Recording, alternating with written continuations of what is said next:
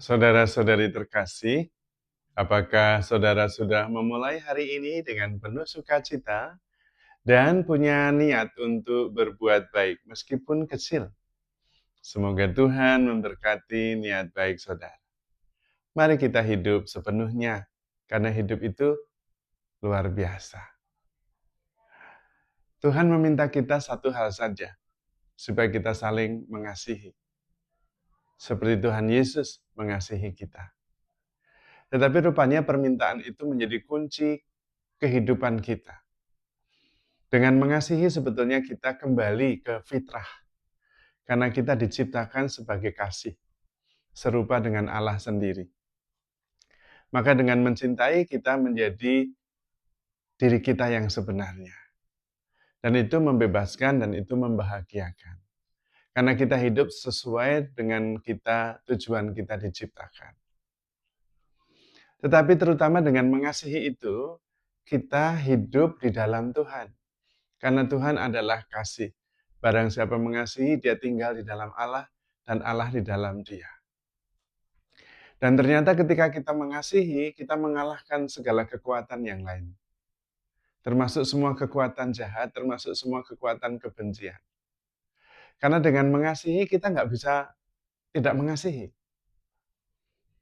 Karena mengasihi itu tidak berubah. Kalau berubah, itu bukan mengasihi. Dan mengasihi itu juga tanpa syarat. Kalau ada syarat, berarti kita tidak mengasihi. Maka mengasihi itu menjadi kunci bagi kita untuk hidup dalam kepenuhannya. Dan karena itu kita diminta sepanjang hidup untuk memurnikan cinta kasih kita.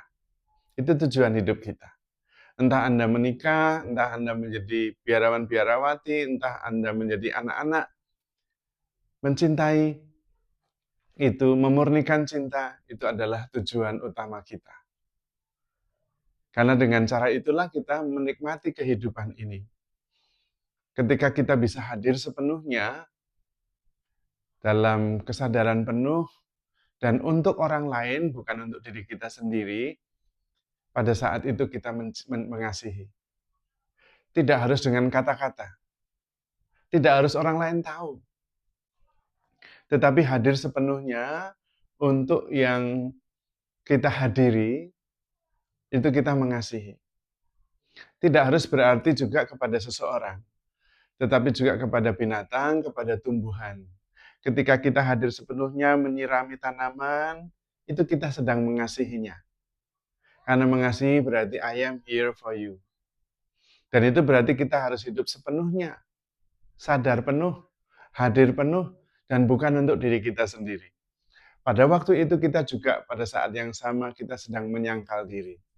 Maka memang mengasihi itu luar biasa. Bahkan kalau kita bisa mengasihi, dan itu berarti tidak berubah, maka kita sungguh-sungguh hadir menjadi tanda kerahiman dan kasih Tuhan. Dan memang mengasihi seharusnya tidak berubah-ubah. Kalau berubah itu bukan kasih. Maka mari kita belajar mengasihi. Dan berarti kalau kita mengasihi, kita juga berarti mengikuti apa yang diminta oleh Tuhan. Karena Tuhan hanya minta satu saja. Hendaklah kalian saling mengasihi seperti aku mengasihi kamu. Pada waktu itu, kita menyangkal diri, kita bersatu dengan Tuhan, dan kita bisa mengalahkan apa saja. Bahkan kebencian. Ketika kita mau membenci seseorang dan memutuskan saya mau mengasihinya, kebencian itu lenyap. Dan ternyata, menurut Ibu Teresa, ketika kita mengasihi, di dalamnya ada kekuatan yang membuat orang yang kita kasih itu kemudian menjadi pantas kita kasihi. Maka kalau mau mengubah orang, itu dengan mengubah diri kita. Kasih kita harus tulus dan penuh. Pasti orangnya berubah. Tidak ada orang yang dikasihi lalu menjadi sama saja. Tidak bisa. Karena itu kekuatan dari Tuhan sendiri. Dan kasih itu mengubah hati.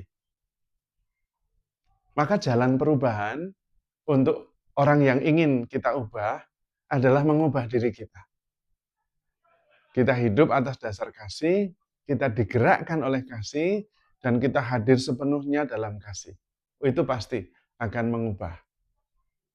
Maka sebetulnya jalannya sudah sangat jelas. Kalau kita mengatakan sulit, sebetulnya tidak. Karena kita adalah kasih itu sendiri, sejak semula. Maka lebih mudah mengasihi daripada membenci. Karena mengasihi itu sesuai dengan kita diciptakan. Hanya memang mengasihi itu sulit karena melawan ego. Ego tidak mau kita mengasihi. Nah, itu yang membuat sulit. Nah, yang sulit itu perlu ditanya. Ini siapa nih yang sulit mencintai? Saya akan tetap mengasihi. Lalu ego akan runtuh. Nah, ini juga jalan meruntuhkan ego dengan cara mengasihi.